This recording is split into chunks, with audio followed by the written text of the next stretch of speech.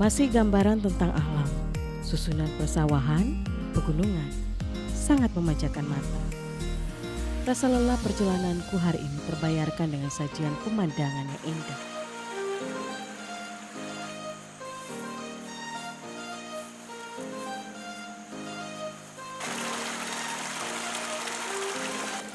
Saya dan Pak Markus akhirnya tiba di lokasi budidaya lebah merang. Habitat lebah merang memang terdapat di hutan dan tidak menyukai hidup di pinggiran desa karena semua yang diperlukan lebah, semuanya tersedia di hutan.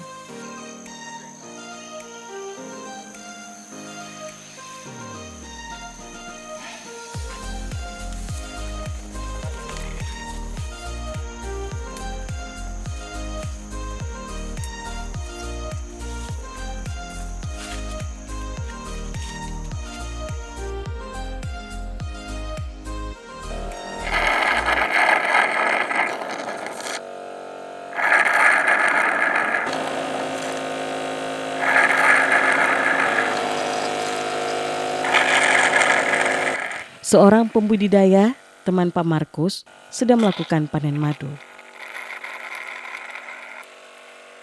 Panen madu kini dilakukan dengan cara modern dengan menggunakan mesin penghisap atau vakum yang dirakit sedemikian rupa untuk mengambil madu dari sarang tanpa sentuhan tangan.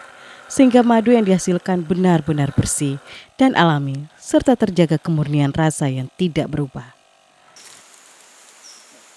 Bagaimana gitu, banyak isinya? Ya luar biasa, sangat banyak. Nah ini sementara panen. Oh, di sini tempat.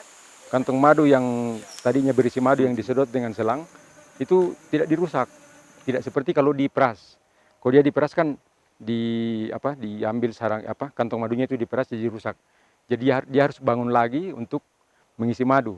Nah, kalau dia disedot dengan mesin, kantong madu yang tadinya terisi madu itu kita hanya sedot madunya saja, kantong madunya tetap utuh, hanya ada lubang kecil di atas untuk menyedot madu. Jadi ini kantong madu, besoknya dia diisi madu lagi, dia tanpa harus membangun sarang lagi.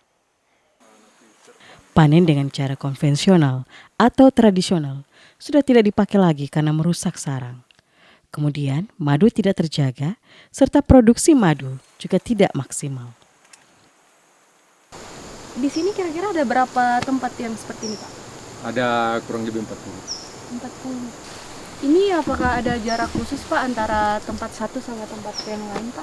Oh iya, jaraknya harus minimal 10 meter 10 meter. supaya ya? tidak ada saling serang. Boleh coba, Pak? Oh silakan, Kira-kira nyengat nggak, Pak? enggak apa-apa, jinak dia. Wah, silakan kamu coba. Tapi mau coba? Oke. Ini warnanya memang seperti ini ya, Pak? Ya, kalau madu murni ya sudah memang begini warnanya. Asli toh. Saya coba ya, Pak. Oke, silakan. Rasanya Dia manis-manis asam ya, Pak? ya, Tapi begitu. segar. Ini memang seperti ini, Pak, rasanya. Agak Rasanya, asam, lebih dominan ke asam.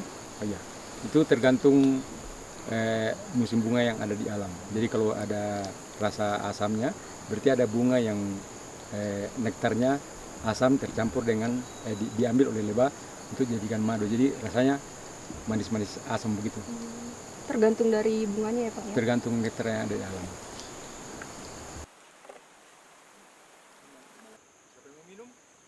Madu dari lebah merang memiliki rasa yang khas, yakni manis bercampur asam. Sebab nektar yang dihisap si lebah berasal dari bunga mata air pengantin, serta akasia mangium dan kayu putih yang memang ada di sekitar lokasi budidaya. Kandungan madu merang sangat berkhasiat bagi tubuh jika dikonsumsi secara rutin. Ada beberapa khasiat madu lebah merang, di antaranya kaya akan antioksidan, yang selama ini kita tahu sebagai penangkal terhadap risiko terkena berbagai macam penyakit. Dapat pula sebagai antibakteri, mengatasi radang, aktivitas antiinflamasi, mengatasi gangguan kesuburan. Selain itu dapat pula melancarkan menstruasi, melembabkan kulit, mengatasi penyakit diabetes, mencegah penularan dini, dan mempercepat penyembuhan luka serta beragam manfaat lainnya.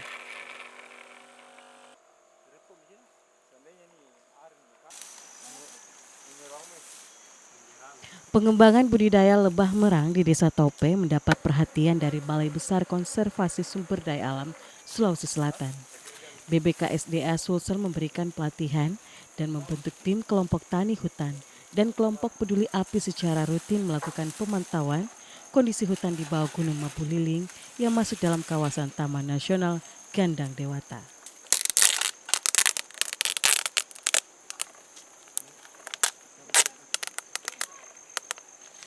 Pemerintah Desa Tope rupanya juga mendorong potensi madu di desanya, mengalokasikan anggaran khusus untuk memberikan bantuan kepada pembudidaya lebah merang agar produksinya lebih meningkat, serta pemasaran dapat menyentuh pasar Nusantara.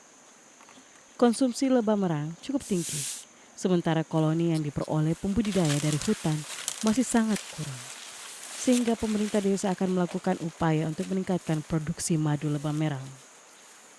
Kami sebagai pemerintah desa akan mengupayakan di masa yang akan datang ini untuk menggelontorkan atau bantuan kepada pengrajin madu trigona ini supaya ada bantuan kepada mereka untuk membuat tempat pemeliharaan madu trigona itu berupa kota, tidak lagi seperti kayu langsung diambil dari hutan, tapi dibuatkan kotak, kemudian alat-alat pengisap, spoit dan lain sebagainya apa yang dibutuhkan di dalam pemeliharaan madu trigona itu. Kami sudah berbicara dengan pengelola Taman Nasional Gandang Dewata akan mengupayakan ada pelatihan kepada para pengrajin madu trigona ini. Budidaya lebah merang dirasakan mampu meningkatkan produktivitas masyarakat selama beraktivitas di rumah saja. Juga bisa membawa keuntungan yang banyak. Usaha budidaya lebah merang yang ternyata mudah serta menguntungkan. Balik dulu ya Pak. Oke, terima kasih kunjungannya. Petualangan mencari budidaya lebah berakhir hingga di sini. Rasa penasaran manisnya madu telah terpenuhi. Madu hasil panen tadi dikemas untuk dijual. Saya pun beranjak dari Desa Tope.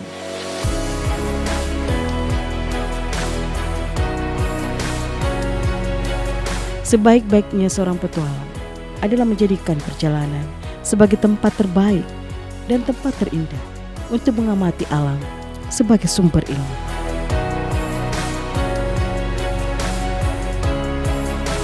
Ada lebah, ada madu, ada petualangan, ada kisah di baliknya.